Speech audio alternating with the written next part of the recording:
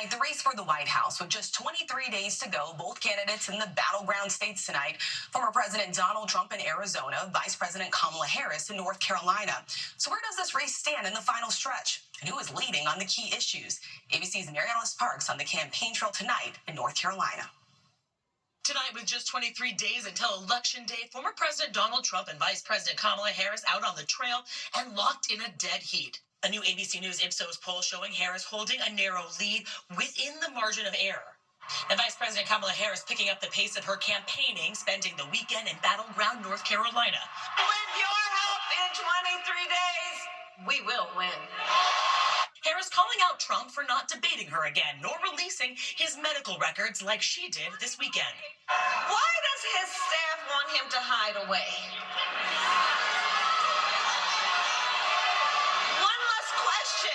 One must question, are they afraid that people will see that he is too weak and unstable to lead America?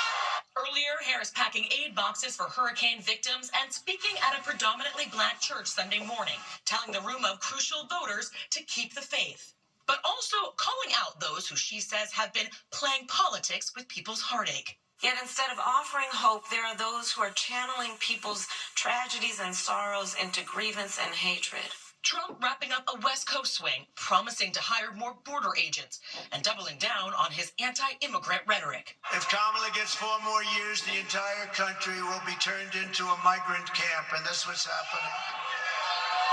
Millions and millions of people. The former president also using increasingly dark language to describe his political opponents, saying that they might need to be dealt with by the National Guard. I think the bigger problem are the people from within. We have some very bad people. We have some sick people, radical left lunatics.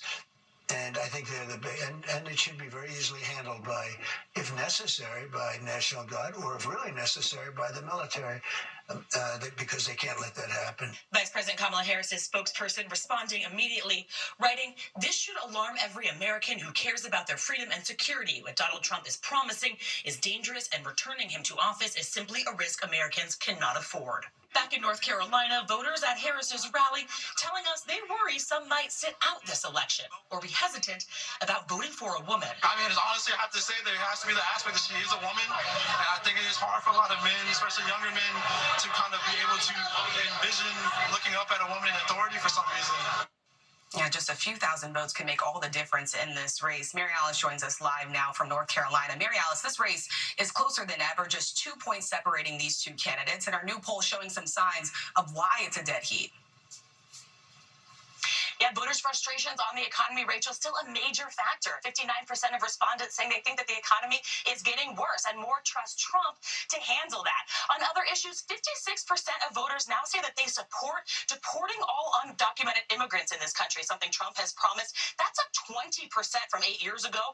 56% of respondents, though, also saying that they agree with Harris about wanting to restore abortion rights. So look, big picture, Harris's message here in North Carolina was that every single vote could matter. And Rachel, the numbers definitely show that.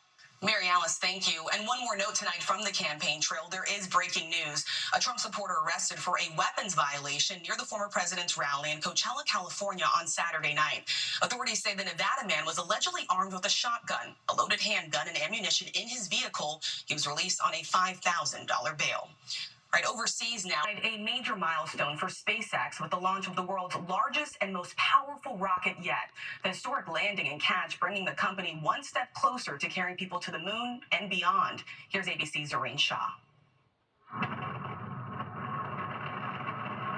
Tonight, the historic launch, SpaceX launching its 5th flight of the Starship rocket, dramatically catching the rocket's 20-story booster on its first try. It's pretty much right overhead of us, and we can see it starting to come down. Oh, we can see it coming down through the plume.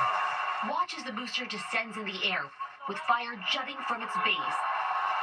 We got a go for booster catch. We can see those chops. Cheers erupting as it's caught by its so-called chopsticks on the launching pad. It was almost like You're at an NFL game and the home team just scored a touchdown. The historic breakthrough for the world's most powerful rocket now puts SpaceX one step closer to making Starship a completely reusable rocket, something no one has ever done before. Today's landing, a good sign for NASA, which has invested $4 billion in SpaceX to take astronauts back to the moon for its Artemis program, where they hope to explore the lunar South Pole. NASA sent out a mission deadline of September of 2026 to get humans back to the moon. And this Starship vehicle is a key component of that, since Starship will be the thing that actually brings humans to the surface. And SpaceX needs up to 18 launches to send cargo to the moon before astronauts arrive. But today's launch, a step in the right direction, Rachel. Yes, definitely one step closer. All right, Zareen, thank you. We turn one step closer. All right, Zareen, thank you. We turn now to the nationwide shortage of IV fluids. It's one of the many ripple effects from Hurricane Helene. The storm shutting down a crucial plant for one of the largest suppliers in the U.S., forcing hospitals to delay some procedures. ABC's Ika Jachi has more on the shortage and how long it could last. Tonight, Mass General Brigham announcing it's postponing certain procedures due to the ongoing nationwide shortage of IV fluids. The decision by Massachusetts' largest hospital and healthcare system comes in the wake of Hurricane Helene disrupting the fluid supply chain across the country. Hospital administrators say the pause will conserve IV fluids for the most urgent patients.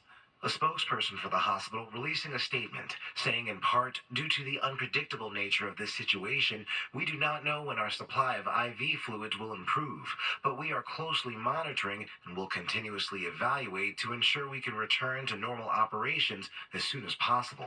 Hospitals across the country scrambling under similar circumstances. Make no mistake, the impact of this shortage reaches nearly every hospital in the country.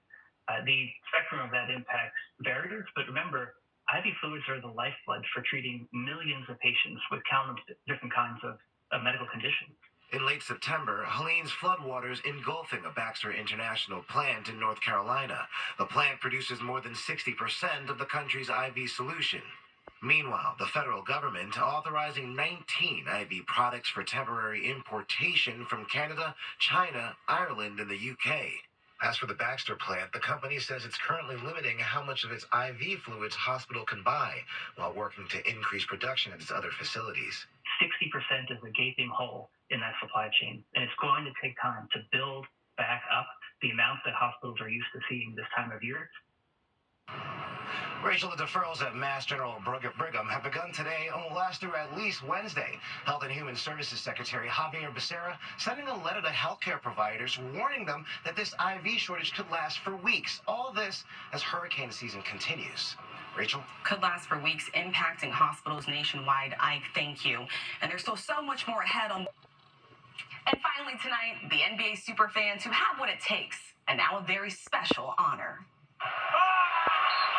They may not be playing on the court, but they are certainly some of the most recognizable faces on the sidelines.